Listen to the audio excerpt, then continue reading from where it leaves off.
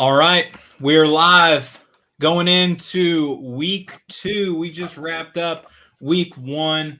I've got Rex here again with me to sort of go over what happened in week 1, go over a quick power rankings. It's not going to be as in depth, just where we think guys slot in right now as best we can. Very early in the year, so maybe not a ton of changes, but definitely some things that we're seeing.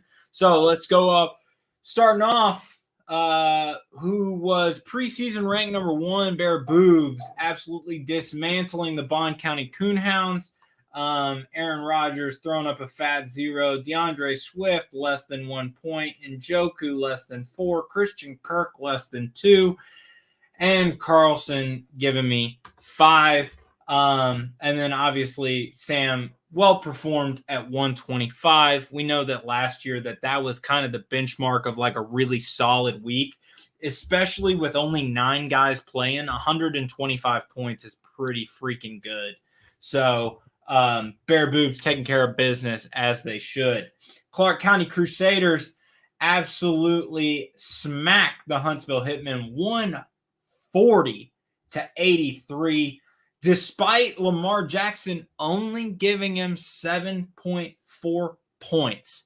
An absolute behemoth to be reckoned with here this year. The shit bowl here, Shadow Troop and Tennessee Colonels, 89-78. Rather lackluster performance by both teams. But you'll see that was kind of the theme throughout the week. As offenses were down, weather was bad everywhere, and just not a lot of like spectacular performances throughout the league. There were some spot up ones, but not too great. St. Louis Looters losing 79-98, a respectable score by the Dallas Dragons. There's trouble in St. Louis, to say the least, and we'll get into that. And then the Beecher Creatures falling just short of the Cali Pigs, 93.6 to 90.1. Rex, your standout performance of the week, maybe one that you didn't expect. It could be a player, it could be a team that performed better or way worse than you thought. Your thoughts on week 1? Yeah, I mean, scoring was down across the board, but we still had some crazy scores. I mean, you had Dylan putting up 140, and that really rode the backs of Christian McCaffrey and Aaron Jones. I mean, those guys both put up 25-ish points each. Then Tyreek Hill was probably the standout of the week. I mean, obviously he was the highest scoring player, but man, was that fun to watch. He had 215 receiving yards, 11 receptions, and 2 receiving touchdowns. Crazy week, and that game was awesome to watch. And the Tua is also kind of a standout. I think he was on somebody's bench. Yeah, he was on Lutz's bench. Lutz. Wow, this could be the breakout year for Tua. Oh no, he played Tua last week. 28.1 points, 466 passing yards. I watched the majority of that game, and that was awesome. So that would be definitely who I have as my standout this week. Tua was one of, I think, 2 quarterbacks. He might have been the only quarterback to throw for 3 touchdowns this past week. Yeah. I don't know if Jordan Love did or not. Jordan Love did for 3, yeah. He did for 3. There were only a few. There weren't. Mac Jones, I think, was the other one, maybe. Mac Jones did not throw for 3, I don't believe. It was only 2.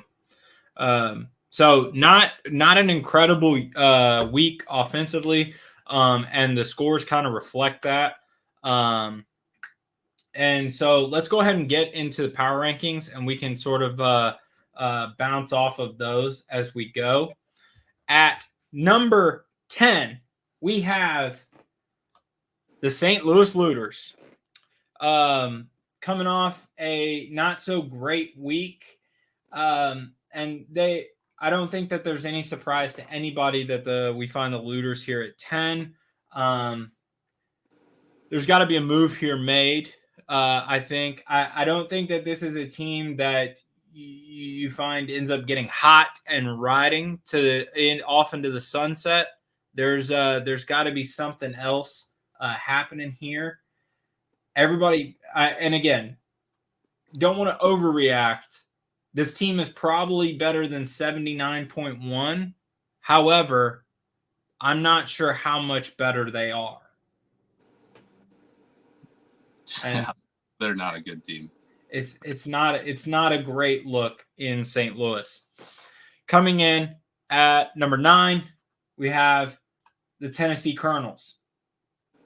Trevor Lawrence, pretty good day. The team is very decent.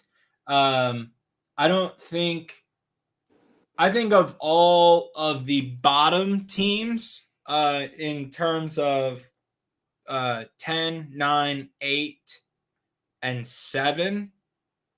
I think this team has the best opportunity to finish the season higher of 10, 9, 8, and 7. Just because of the guys that they have in there. Unfortunate week, again, losing to Shadow Troop, especially when Shadow Troop is going to be one of the worst teams in the league. At least we think so. That's a win that you got to pick up earlier in the year. So, that one hurts a little bit more, I think, for Chase. Coming in at number 8, and that is the team he played against, the Shadow Troop. Shadow Troop made some moves today. Some very interesting moves. Moved on from Kirk Cousins. So he had 3 running backs. He went down to 2 running backs for like 35 seconds, and then traded his other quarterback. I meant to say quarterback. Then he traded his other quarterback, Joe Burrow, to Bear Boobs and acquired Justin Herbert. He also acquired Mike Williams. James Cook looked really good this past week.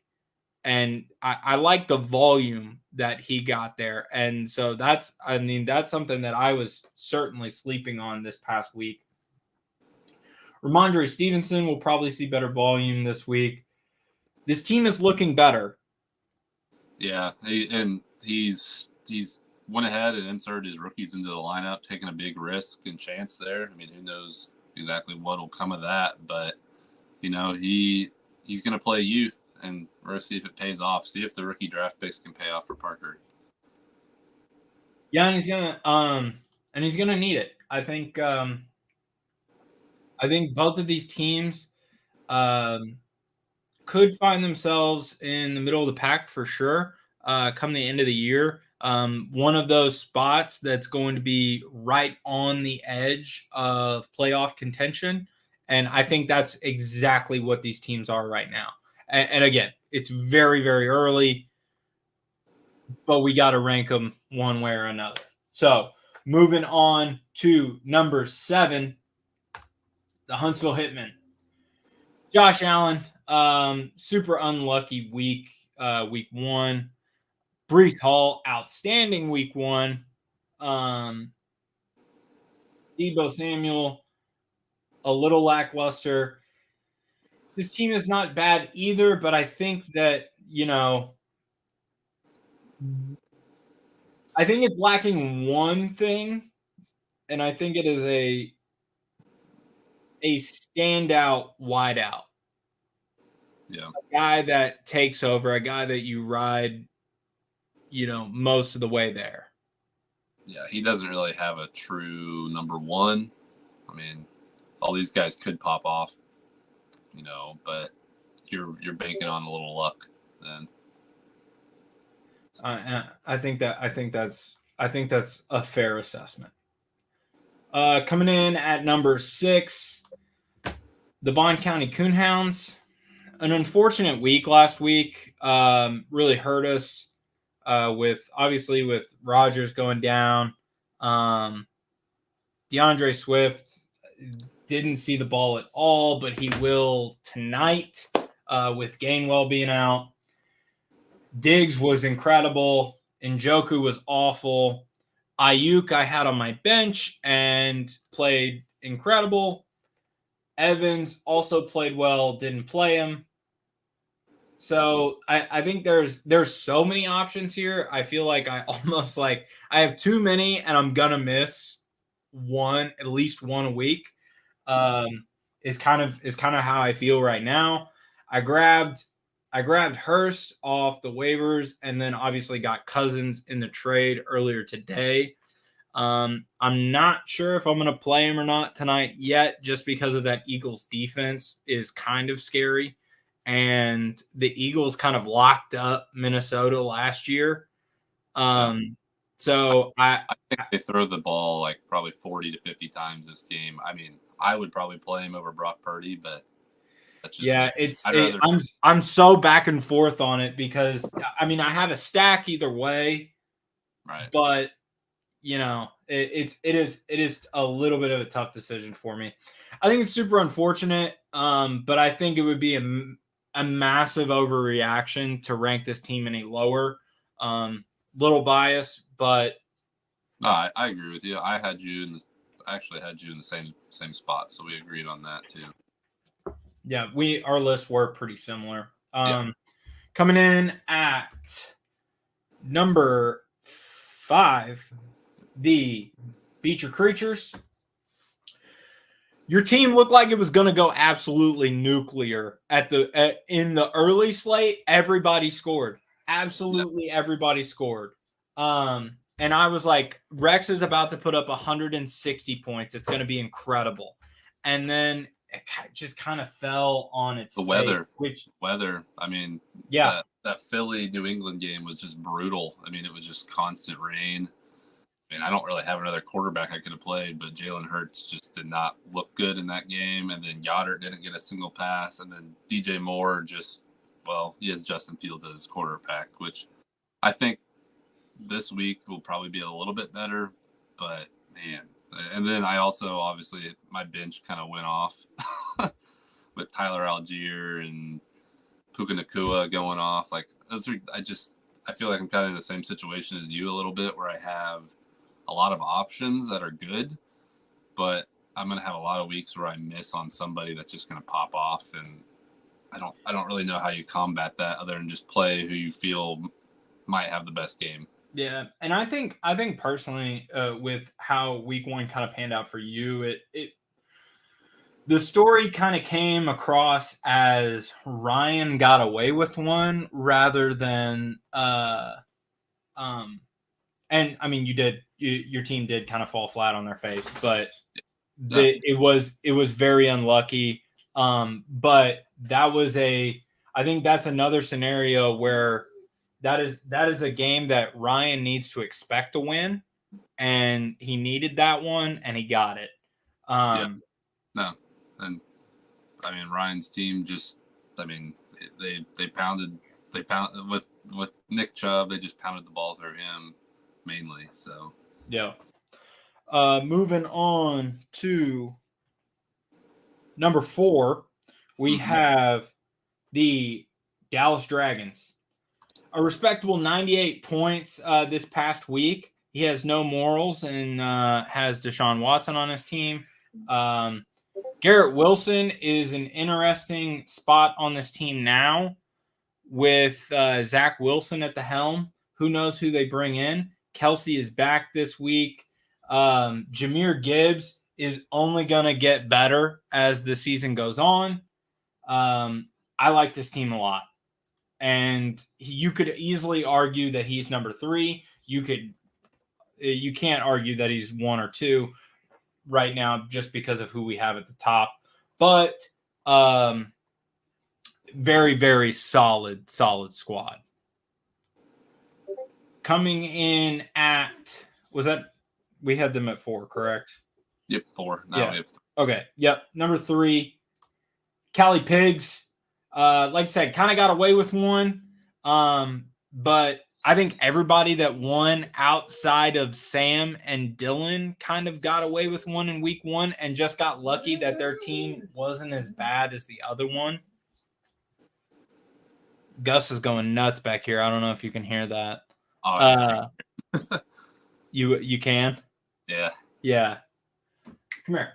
But anyways, Ryan, it's a solid squad. I like this squad a lot. I like James Conner more and more as the year goes on. I bought some stock into him in a couple of other fantasy leagues, and I think that he could be a league winner, as Ryan honestly predicted at the beginning of the season, which is it might be a hot take, but it's not that far off.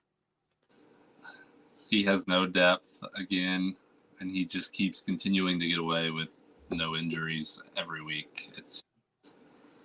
You are the Skip Bayless to Ryan's Shannon Sharp in this scenario. You know that, right? I know, but he wins, and it drives me nuts. Like, I mean, I lost a freaking running back week 1 to an Achilles injury. Like, he just hasn't had an injury yet. I'm not wishing it upon anybody, but he doesn't have the depth to be able to withstand a big injury. Right. That's what I mean.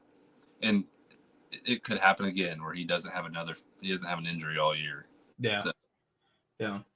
All right, moving on to number 2. And honestly, now that I'm thinking about it, either of these could be interchangeable, especially with Sam grabbing Burrow now with a stack with Chase.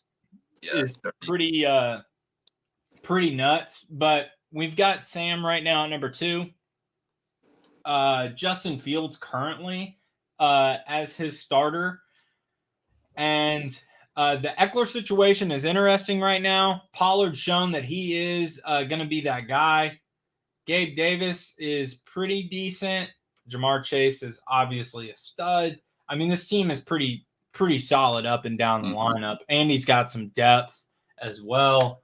And he added Keenan Allen. And so he's that's a scary team. It is I think that the floor is very high for that team. Yeah. Like, you're not going to get too many dud weeks from most of those guys in the lineup. Yep. I think is what is the scariest part about it. Which obviously makes number 1 the Clark County Crusaders. Yeah. Absolutely monster week last week, and didn't even have, everybody perform extremely well. Lamar Jackson, Kittle didn't play all that well. I think like 4 or 5 of his guys found the end zone, which, obviously that's going to result in a monster week. But the fact that he might have the dirtiest receiver combo, just like ceiling wise. I mean, yeah, I like your stack of having Jefferson and Diggs, but I think ceiling wise, I mean, Tyreek Hill, his ceiling is beyond anybody else in the league. And then CeeDee Lamb, I mean, that Dallas offense is going to be very pass heavy, and that combination is dirty.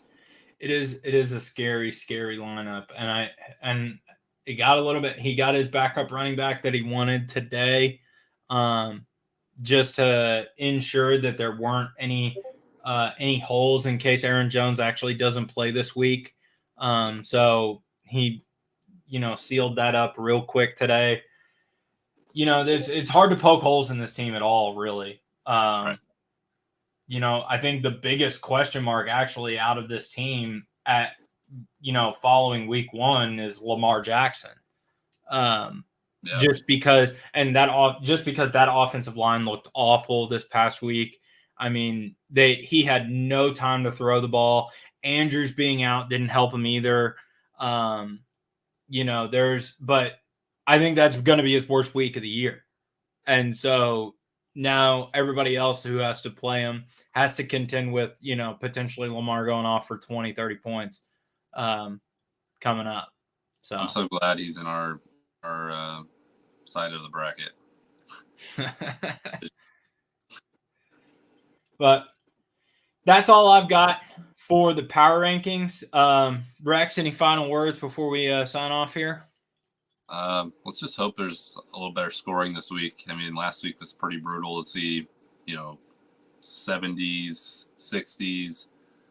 I think we had some even in the 80s. Like, let's hope that we have a lot more guys 100 points this week, which I think is probably going to be like the baseline. A solid week is going to be like 105 to 115. I think that's kind of where we're going to be this year. And let's hope we don't have any more 60s and 70s, because that's just not fun to watch for anybody.